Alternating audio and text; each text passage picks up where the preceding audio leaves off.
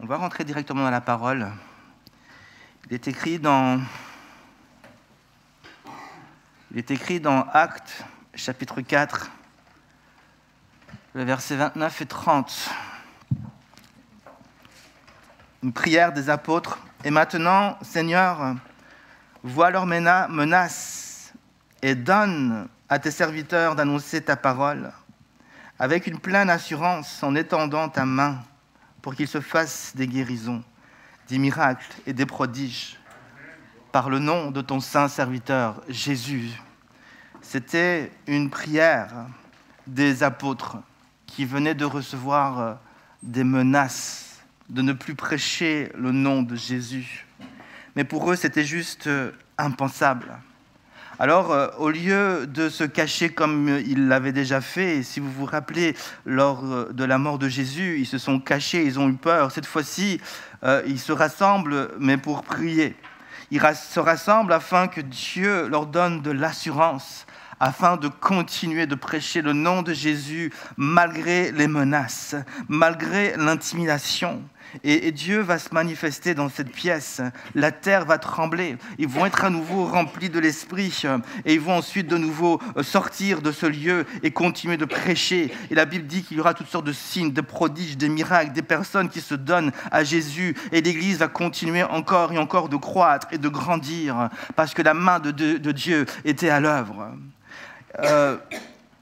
Jeudi soir et vendredi soir, j'ai débuté une série de messages qui est donc Jésus guérit encore aujourd'hui. Et c'est vrai que c'était un peu ma vision, mon désir, c'était qu'on puisse aussi tous se rassembler. Alors c'est vrai que, je vous partage, sans jeter bien sûr la pierre à personne, j'avais une petite déception je me dis, mais Seigneur, il aurait tellement pu avoir plus de personnes. Et c'est vrai, ça reste une vision dans mon cœur, que l'Église puisse vraiment se rassembler et croire de tout son cœur, avoir cette soif dans son cœur, de dire, Seigneur, nous sommes là, nous crions à toi pour que tu puisses étendre ta main, Seigneur Jésus, qui des signes, des prodiges et des miracles. Et pour tous ceux qui étaient là, je sais que le Seigneur a agi, le Seigneur s'est manifesté, et il y a eu des belles choses qui se sont produites. Mais restons dans cette soif et demandons à Dieu qu'il fasse grandir notre soif de le voir agir et se manifester d'une manière qui nous dépasse complètement. Amen. Jésus guérit encore aujourd'hui. C'est le thème que j'aimerais à nouveau aborder avec vous ce matin. Ce thème traite le sujet de la guérison divine. Pourquoi ce sujet est important ? Ce sujet est important, je le dis, c'est ma conviction personnelle ici en tout cas, parce que le diable nous a volé ce terrain. Et nous devons le reprendre. Nous devons reprendre ce terrain de la guérison. Ce terrain, ce ministère de la guérison, ce service de guérison appartient à l'Église de Jésus-Christ. C'est un ministère que Dieu a confié à son Église. Quand je dis à son Église, c'est au corps de Christ. Dieu a confié ce ministère à son Église. Jésus a dit un verset que nous avons vu encore vendredi. Il a dit dans Matthieu 28, le verset 19, il a dit « Allez, faites de toutes les nations des disciples et baptisez-les au nom du Père, du Fils, du Saint-Esprit, et ainsi de suite. » Mais il donne donc cet ordre missionnaire, cet appel missionnaire que nous connaissons bien, que nous aimons citer lorsque nous parlons d'évangélisation. Nous aimons citer ce verset 19, « Allez, faites de toutes les nations des disciples. » Et en général, nous sommes d'accord avec cette parole de Jésus. Nous avons compris que c'est la mission de l'Église. Nous avons compris que nous devons évangéliser, que nous devons prêcher l'Évangile. Maintenant, et je redis cette pensée à vous qui étiez là jeudi et vendredi, l'Évangile, ce n'est pas juste des mots qui ont pour but de rendre plus intelligents et plus sages selon ce monde ceux qui écoutent. Ce n'est pas juste des mots que nous prêchons. Le but de l'Évangile, ce n'est pas de faire grandir notre savoir et nos connaissances générales sur Dieu, sur Jésus. Certains étudient l'évangile pour simplement avoir de plus grandes connaissances générales. Et ça s'arrête là. Certains écoutent l'évangile et aiment lire les récits de Jésus, et moi-même j'aime aussi lire les récits de Jésus. J'aime voir Jésus qui fait des miracles, j'aime écouter ce que Jésus dit. Mais certains parfois écoutent cela simplement, ils lisent cela juste comme une bande dessinée, ils lisent ça juste comme un manga ou je ne sais pas, comme un super-héros, Jésus qui fait des choses extraordinaires, et ça les fait sourire, ça leur fait du bien, mais ça s'arrête là. Ils ne saisissent pas vraiment le message, ils ne comprennent pas vraiment ce que Jésus cherche à nous transmettre, ils ne saisissent pas la force, la puissance que Jésus cherche à nous communiquer encore par ses paroles. Mais avant de donner l'ordre d'aller prêcher l'évangile à toutes les nations, Jésus dira, on a lu le verset 19, et on l'a dit aussi vendredi, Jésus a dit le verset 18. Et souvent, c'est une erreur, je crois, de juste insister sur le verset 19 et d'oublier le verset 18 qui dit « Tout pouvoir ». Jésus dit « Tout pouvoir m'a été donné dans le ciel et sur la terre ». Jésus dit « Oui, allez, mais n'allez pas par votre propre force, par votre propre autorité, avec votre propre pouvoir. Allez-y, mais comprenez que j'ai tout pouvoir, toute autorité. Et allez-y avec mon autorité. » C'est ça qui va faire la différence. Et Jésus leur promet d'être avec eux tous les jours jusqu'à la fin du monde. Il le dira aussi à la fin de ce passage, mais il leur dit aussi « Mon autorité sera là » pour que vous puissiez prêcher l'évangile. Et c'est de cette façon-là que nous devons prêcher l'évangile, avec l'autorité de Jésus. C'est ça qui fait toute la différence. Et à ce moment-là, l'évangile va prendre à nouveau son sens. L'évangile sera à nouveau, comme l'apôtre Paul le dira, une puissance qui sauve. Une puissance qui sauve. Et nos mots, nos phrases ne seront plus des mots qui vont juste peut-être toucher, faire sourire, ou même peut-être créer une indifférence. Mais nos mots chaque mot seront un moyen pour véhiculer, pour transmettre un amour, une puissance, une délivrance, quelque chose de la part de Dieu qui va toucher nos cœurs et nous changer. L'évangile est le seul message qui a reçu de Dieu ce but de communiquer l'amour et la puissance de Dieu dans le cœur des hommes. L'évangile est le seul message qui a reçu de Dieu ce but de révéler Jésus, non seulement comme le Sauveur, le Seigneur, comme celui qui vient déverser dans nos cœurs son amour, mais aussi comme celui qui baptise encore aujourd'hui d'Esprit Saint et de feu. L'Évangile nous présente un Jésus qui est mort à la croix, qui a déversé son amour dans nos vies, mais aussi un Jésus qui est le roi des rois, qui règne et qui nous remplit d'autorité et de puissance et qui vient pour détruire les œuvres du diable. Alors, oui, Dieu peut utiliser d'autres moyens pour se révéler. Et j'ai entendu le témoignage d'une personne un jour qui s'était convertie au travers d'une bande dessinée. Il lisait cette bande dessinée. Des fois, dans une bande dessinée, vous savez, lorsque le personnage se remet en conscience, il a la conscience du bien et du mal, on voit un petit diable qui arrive là, puis un petit ange, vous voyez ça dans les bandes dessinées des fois, et puis juste cette image-là l'a convaincu de pécher. Et Dieu est capable de faire ce genre, est capable de faire ce genre de choses. Mais l'évangile reste le message que Dieu a choisi pour communiquer sa puissance et changer les vies. Il est écrit dans le psaume 107, le verset 20. Il envoya sa parole et les guérit. Il les fit échapper de la fosse. Quand l'évangile est prêché avec l'autorité de Jésus, lorsque nous témoignons de Jésus avec autorité, comme je l'ai dit, il y a une mesure d'amour, une puissance, une guérison, une délivrance que Dieu communique à ceux qui écoutent. La parole de Dieu reste et demeurera le meilleur moyen de révéler l'amour de Dieu et sa puissance, sa gloire dans ce monde. Donc la prochaine fois que tu vas prêcher l'évangile, la prochaine fois que tu vas rendre témoignage de Jésus, que ce soit à tes collègues, que ce soit à tes enfants, que ce soit à ton mari, ta femme, que ce soit à tes voisins peut-être, fais-le avec une pleine conviction que chaque mot véhicule une puissance. Chaque mot peut véhiculer un amour et que ce que tu proclames là a le pouvoir de changer les vies, de toucher les cœurs. Combien de fois nous prêchons Jésus, nous partageons Jésus avec vraiment cette foi que la personne va être touchée. Souvent, on le fait vite fait, on témoigne, mais on n'a pas vraiment une attente que quelque chose se passe.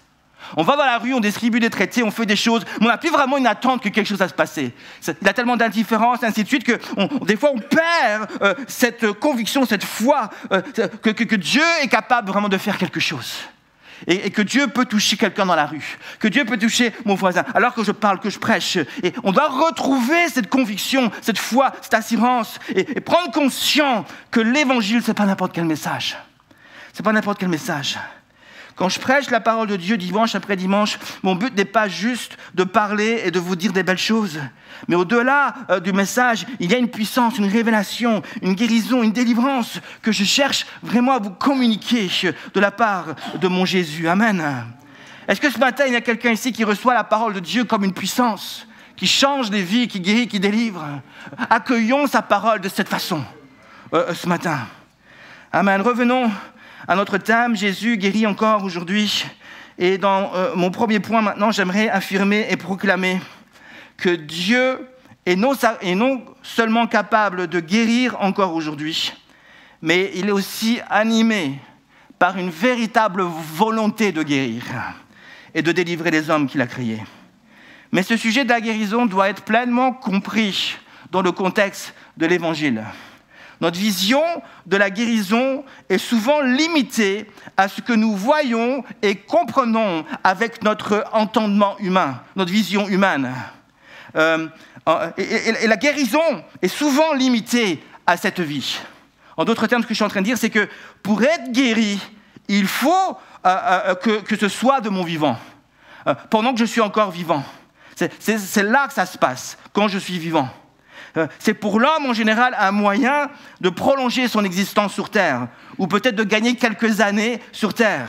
Selon la gravité de la maladie, cela peut aussi être juste un moyen d'alléger son voyage, son voyage de la vie sur Terre. La maladie pèse, la maladie est un poids, et Seigneur, juste délivre-moi pour que je puisse continuer, et que tu puisses m'alléger de cette souffrance, de cette maladie. Et je comprends, on a raison, c'est aussi ce but.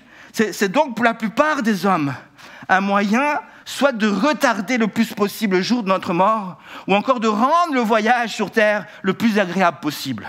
C'est en général comme ça que nous voyons la guérison, et c'est comme ça qu'on veut l'accueillir. En général, l'homme, quand il veut guérir, c'est dans ce but-là. Mais la question est, si mon corps est malade, et que soudainement il guérit de telle ou de telle maladie, va-t-il désormais vivre pour toujours ? La réponse est bien entendu non. Il est écrit à propos du grand prophète Élisée. Vous connaissez ce prophète?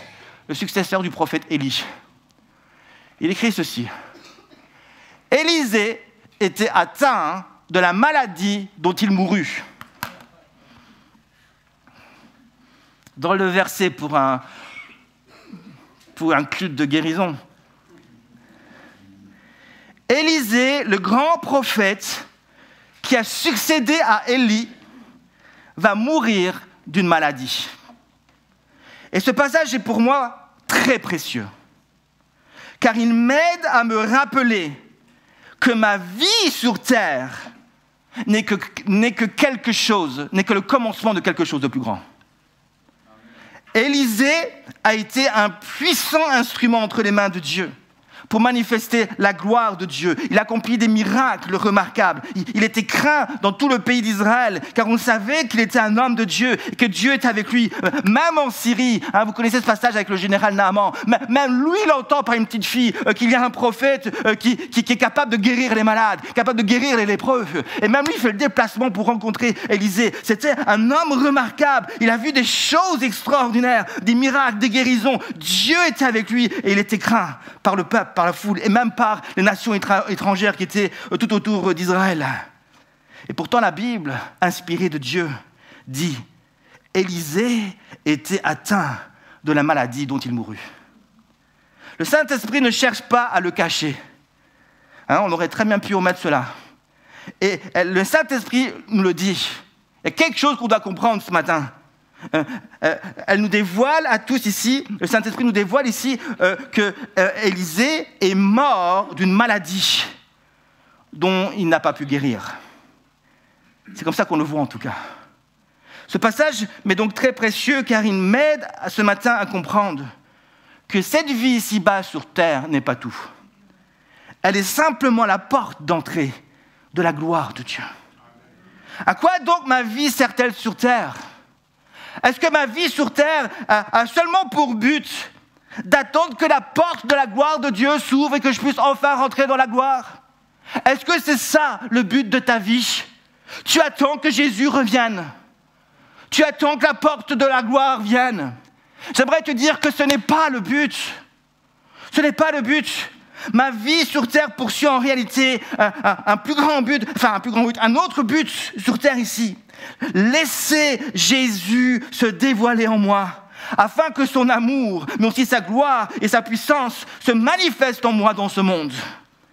Et ce dont nous devons comprendre est que toutes les guérisons et les délivrances et les manifestations de Dieu que Dieu veut nous faire vivre sur cette terre sont ni plus ni moins des manifestations de sa grâce, mais aussi de sa puissance, dont le but est de dévoiler en moi, mais aussi au travers de moi, le Jésus plein d'amour, mais aussi le Jésus roi des rois, puissant, qui est venu détruire les œuvres du diable. Jésus est l'agneau qui ôte le péché du monde, mais il est aussi celui qui baptise d'Esprit Saint et de feu.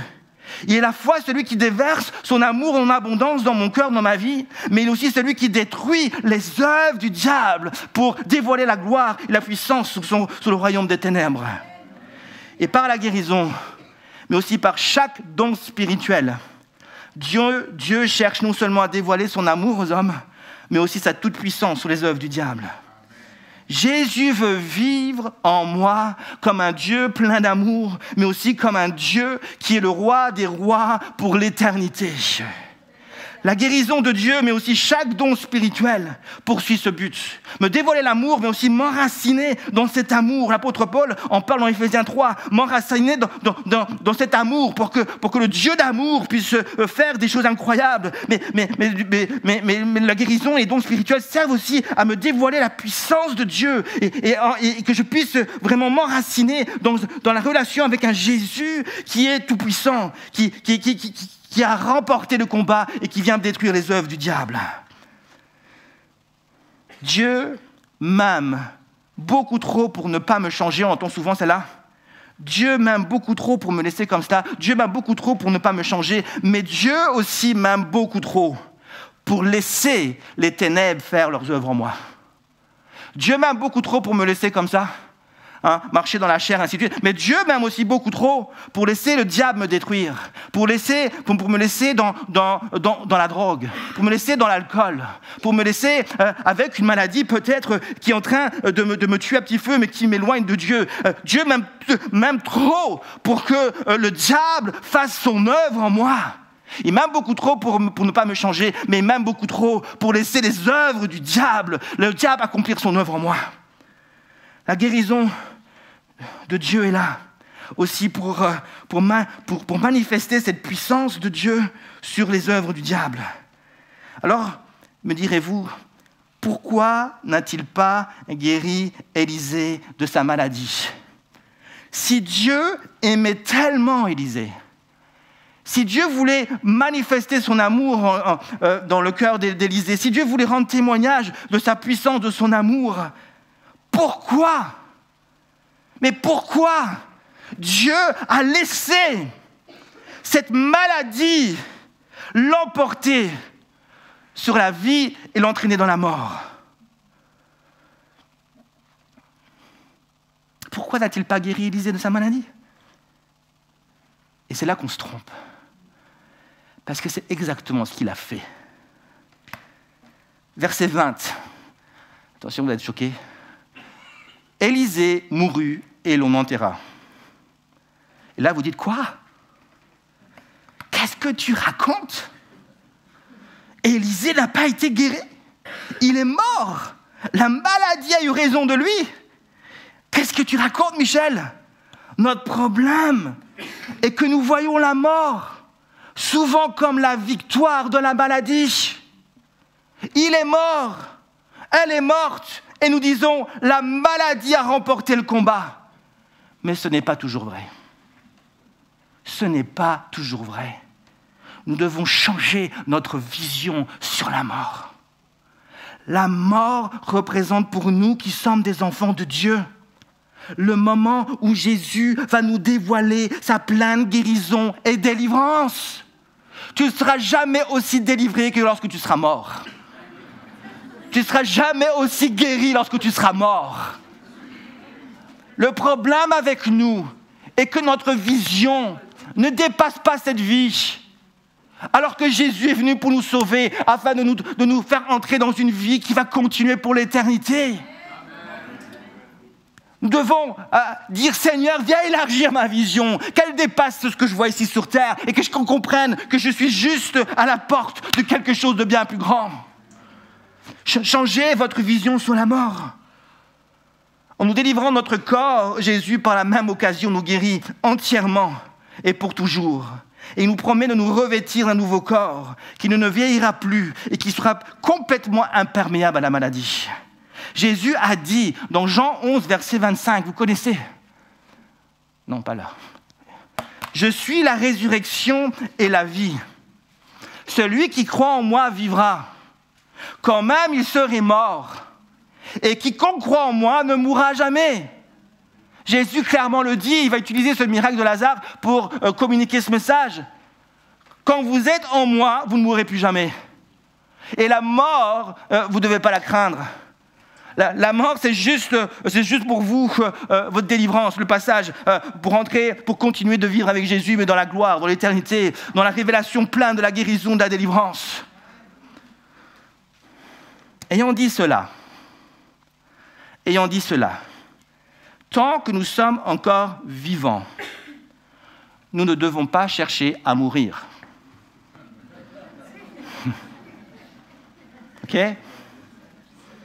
OK? La mort viendra en son temps, au temps de Dieu, et nous ne devons pas la provoquer. Je fais référence à des choses aujourd'hui. Aujourd'hui, on provoque facilement la mort. On ne doit pas la provoquer. Mais tant que je suis vivant, vis. C'est pour une bonne raison. Vis. Voici la raison pour laquelle tu es vivant. C'est pour rendre témoignage du Jésus qui vit en toi. Et nous devons rendre témoignage à ce monde, aux nouveaux dans la foi, à ceux qui sont fatigués, découragés. Nous devons leur rendre témoignage que Jésus est l'agneau qui ôte le péché du monde, mais il est aussi celui qui baptise du Saint-Esprit. Il est celui qui sauve par son amour, mais il est aussi celui qui règne sur moi et qui brise les œuvres du diable dans ma vie. Ta vie, elle sert à ça sur terre. À juste être un reflet de qui est Jésus. Elle sert qu'à cela. Elle ne sert même pas à devenir riche. Elle ne sert pas à tout cela. Tout ça, c'est rien, c'est une couverture, ça. Nous sommes les espions de Dieu. Et Dieu nous envoie par-ci, par-là. Certains réussissent, certains sont des médecins, certains sont autre chose. Qu'importe cela. Dieu nous place là où il veut. Mais le but, c'est que nous puissions refléter ce Jésus qui ôte le péché du monde, mais c'est aussi ce Jésus puissant, qui règne et qui brise la puissance des ténèbres. J'aimerais te dire, Église de la Riponne, que Jésus aimerait te remplir de son amour ce matin, mais il aimerait aussi détruire les œuvres du diable dans ta vie. Amen. Jean-Baptiste, j'arrive à mon deuxième et dernier point. Jean-Baptiste, ça vous dit quelque chose, Jean-Baptiste? Jean-Baptiste, c'est le grand prophète qui a ouvert le chemin à Jésus selon le prophète Ésaïe. Jean-Baptiste savait qui était Jésus. Ils étaient d'ailleurs cousins. Dieu lui a révélé à Jean-Baptiste qui était Jésus.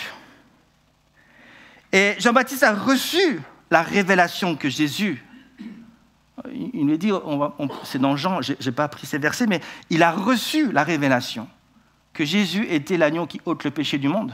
Il dira, voici l'agneau qui ôte le péché du monde, ça c'est dans Jean, vous trouvez ça? Mais il avait aussi reçu que Jésus était celui qui baptisait d'Esprit Saint et de feu, ça c'est dans Matthieu 3, vous trouvez ça? Il avait reçu cette révélation. Il savait donc que Jésus, en tant que Messie, venait pour rendre témoignage de l'amour du Père, mais aussi de la puissance de Dieu. parce qu'il était à la fois l'agneau qui ôte le péché du monde, qui vient pour se sacrifier pour l'homme dans son grand amour, mais il vient aussi pour baptiser d'Esprit Saint de feu, qui vient pour nous manifester la puissance de Dieu et briser les œuvres du diable.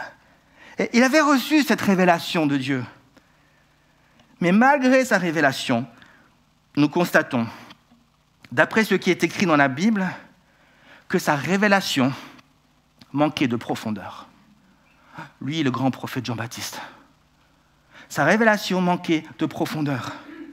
Il n'avait pas pleinement saisi que la mission du Messie était avant toute chose de changer le cœur des hommes et de les ramener pour toujours dans la présence du Père, tout en rendant témoignage de la puissance de Dieu sur le diable.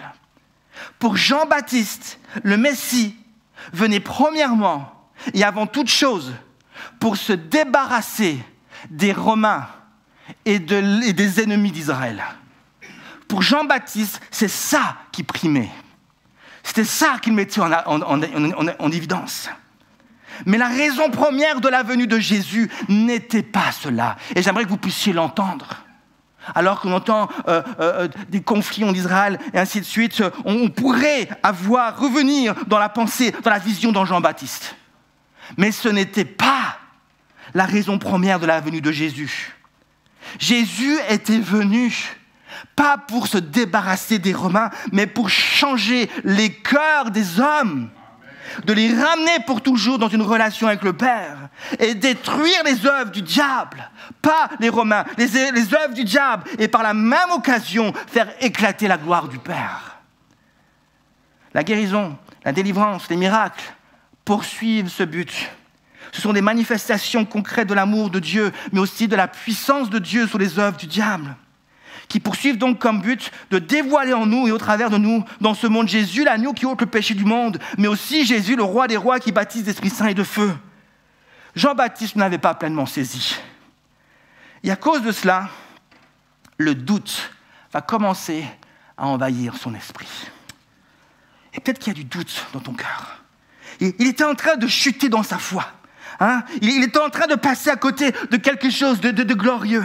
Et j'aimerais t'aider ce matin à ne pas douter ce matin et à ne pas passer à côté de tout ce que Dieu aimerait te faire vivre de glorieux.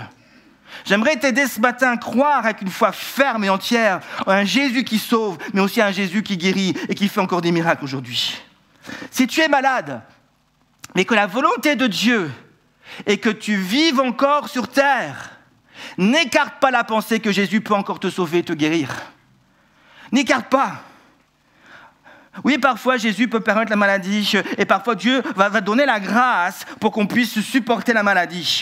L'apôtre Paul a vécu cela, il dira: j'ai une écharpe dans la peau et j'ai prié par 3 fois, mais Dieu n'a pas voulu me guérir, mais il m'a dit: ma grâce te suffit. Il a reçu la grâce pour pouvoir supporter cette épreuve, supporter cette maladie.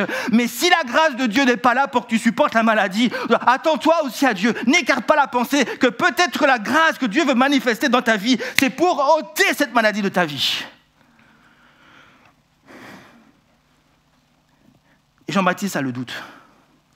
Lisons ensemble Matthieu 11, 2 à 6. Jean-Baptiste, ayant entendu parler dans sa prison des œuvres du Christ, lui fit dire par ses disciples: es-tu celui qui doit venir ou devons-nous en attendre un autre? Jésus leur répondit: allez rapporter à Jean ce que vous entendez, ce que vous voyez. Mais les aveugles voient, les boiteux marchent, les lépreux sont purifiés. Les sourds entendent, les morts ressuscitent, la bonne nouvelle est annoncée aux pauvres. Heureux celui pour qui je ne serai pas une occasion de chute. Jean-Baptiste est en prison. Le roi Hérode l'avait fait arrêter et mis en prison. Et ce n'était plus qu'une question de temps avant que sa tête tombe. En effet, Jean-Baptiste fut décapité. Vous savez cela? Mais alors qu'il est dans sa prison, il va donc connaître un moment profond de doute. Il va se mettre à douter de Jésus. Un combat va naître dans son cœur et dans ses pensées.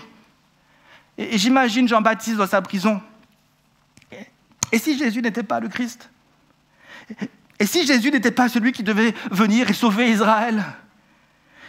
Et si Jésus n'était pas celui que je pensais qu'il était? Et si finalement, ces révélations que j'ai reçues, je ne comprends pas, mais si Jésus, mais si, il y avait des si partout.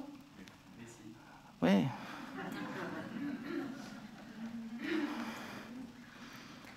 Et il y avait toutes sortes de si qui étaient là, des doutes. Et le doute était en train d'envahir l'esprit de Jean-Baptiste. Que s'était-il passé? Comment Jean-Baptiste en était-il arrivé à douter de Jésus?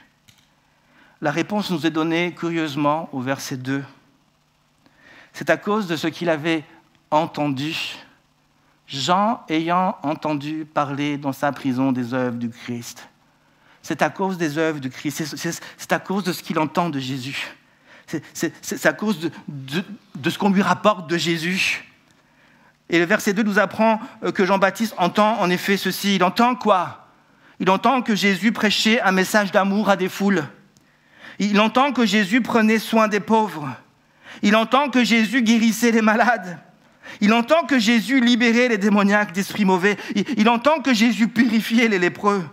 Il entend même que Jésus ressuscitait des morts. En d'autres termes, il entend que Jésus passait tout son temps, ou en tout cas la plupart de son temps, et la plupart de ses journées, à faire du bien au peuple, et ça le plonge dans la déprime. Vous vous rendez compte? Il se met à douter. Parce qu'il entend que Jésus passe son temps à faire du bien au peuple. Alors Jean-Baptiste n'avait rien contre cela. Il n'avait rien contre le fait que Jésus vienne, que le Messie vienne et prêche l'amour. Et manifeste l'amour et chasse les maladies et guérit. Il n'a rien contre cela.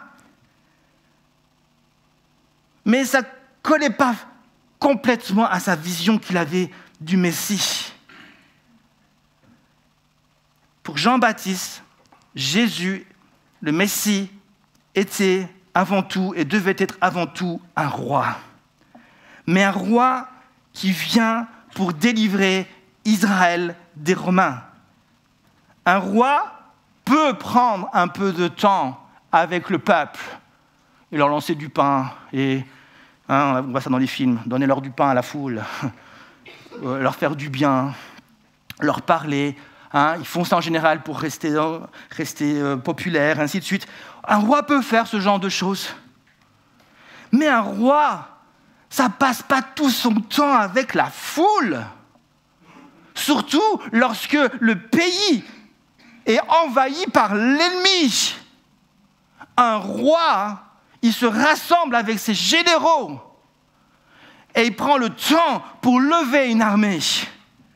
Un roi prépare son armée au combat. Et c'est cela que Jean-Baptiste attendait de voir. Mais rien. Il entend à la place que Jésus fait des miracles. Il prêche l'amour. Et des malades sont guéris, et des paralytiques, et les gens chantent de joie et crient « Alléluia, Dieu est vivant ».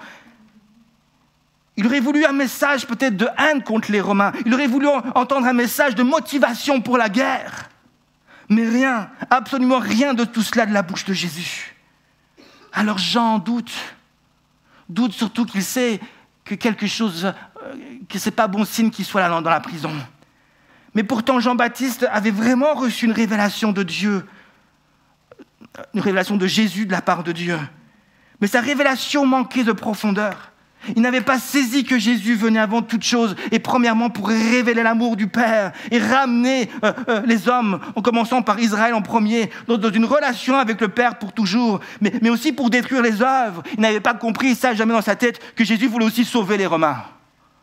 Il voulait aussi, et d'ailleurs Jésus a béni des Romains, il voulait aussi sauver les Romains, il voulait aussi les toucher, il voulait aussi les transformer. Qui était venu pour ça, il était venu pour se révéler dans les vies, dans les cœurs, comme celui qui ôte le péché du monde, mais aussi celui qui vient pour détruire les œuvres du diable. Et j'aimerais vous dire que Jésus n'a pas changé.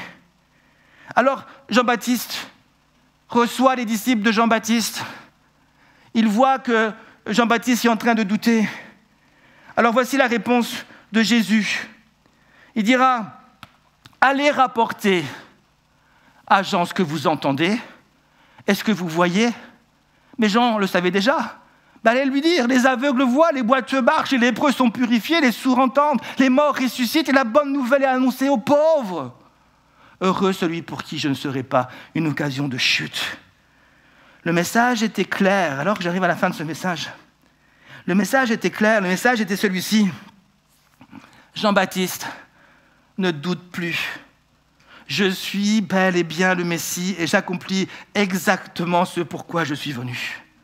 Je change les vies par l'amour du Père et je détruis les œuvres du diable par la puissance de Dieu.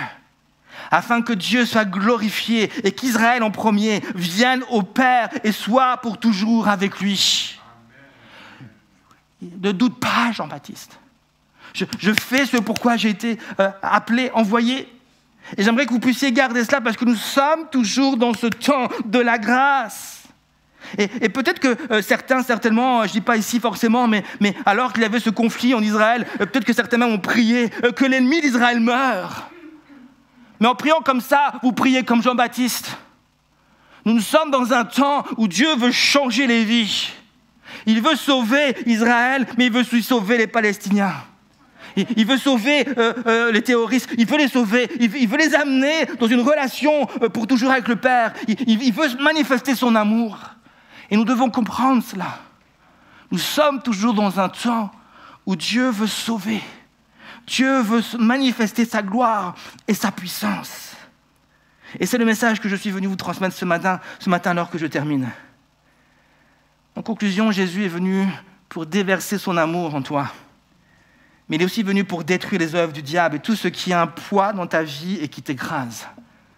Sa puissance est là pour qu'aucun obstacle ne puisse t'empêcher d'avancer et de glorifier Dieu. Lorsque Pierre ouvrira la bouche pour prêcher l'évangile à Corneille, qui était un non-juif, un Romain, il y a toute sa famille dans sa maison. Pierre parlera de Jésus de cette manière. C'est important d'écouter la vision que les apôtres avaient de Jésus. Pierre va présenter Jésus de cette façon. Il dira, vous savez comment Dieu a oint du Saint-Esprit des forces Jésus de Nazareth, qui allait de lieu en lieu faisant du bien et guérissant tous ceux qui étaient sous l'empire du diable. Car Dieu était avec lui. Je pense qu'on peut écouter Pierre. Pierre était un des intimes de Jésus. Il connaissait le cœur de Jésus. Il connaissait le message de Jésus. S'il y a quelqu'un qui savait pourquoi Jésus était vraiment venu sur terre, c'était bien Pierre, Jean. Parce qu'ils étaient proches. Les autres apôtres, ils étaient proches de Jésus. Et voici comment il le présente. Jésus, c'est celui qui a été oint du Saint-Esprit pour changer les cœurs, pour guérir, pour délivrer tous ceux qui sont sous l'emprise, l'empire du diable. Jésus n'a pas changé, mes amis. Il continue et il veut toujours être ce matin celui qui veut nous faire du bien, qui veut nous guérir et nous délivrer de la puissance des ténèbres. Et ce matin, j'aimerais te présenter ce Jésus. J'aimerais te présenter ce Jésus. Alléluia. Est-ce qu'on peut juste fermer les yeux un instant? J'aimerais te présenter ce Jésus. Est-ce qu'on peut juste se mettre devant Dieu? Seigneur Jésus, merci pour ta présence ce matin. Merci Seigneur Jésus parce que tu n'as pas changé. Tu n'as pas changé, tu es toujours celui qui veut changer les vies. Tu es toujours celui qui veut te manifester dans une grande puissance. Tu es celui qui veut détruire les œuvres du diable dans nos cœurs, dans nos vies. Seigneur Jésus. Seigneur, nous voulons t'accueillir. Seigneur Jésus, aide-nous aussi à comprendre, Seigneur Jésus, en tant qu'Église, quel est le sens de notre vie. Alors que nous courons par-ci et par-là, alors que nous sommes alors que le monde, Seigneur Jésus, nous sommes sollicités par toutes sortes de choses dans ce monde. Et Seigneur Jésus, aide-nous, Seigneur Jésus, aussi à comprendre le sens profond, Seigneur Jésus, de notre vie avec toi. Afin peut-être de remettre de l'ordre dans nos priorités. Afin, Seigneur Jésus, peut-être de vraiment apprendre à nous appuyer sur toi en toutes choses. Seigneur Jésus, on a faim, on a soif de toi. Seigneur Jésus, je te prie vraiment pour que tu puisses te dévoiler, te révéler à nos cœurs. Alors que nous sommes vivants et que nous sommes sur terre, nous voulons vivre et vivre de la vie que tu as prévue pour nous. Nous voulons être ces témoins, Seigneur Jésus. Nous voulons être de ceux qui prêchent l'amour, mais qui prêchent aussi la gloire et la puissance de Dieu. Seigneur Jésus, viens, manifeste-toi avec force et puissance encore aujourd'hui. Viens toucher nos cœurs. Alléluia, Jésus.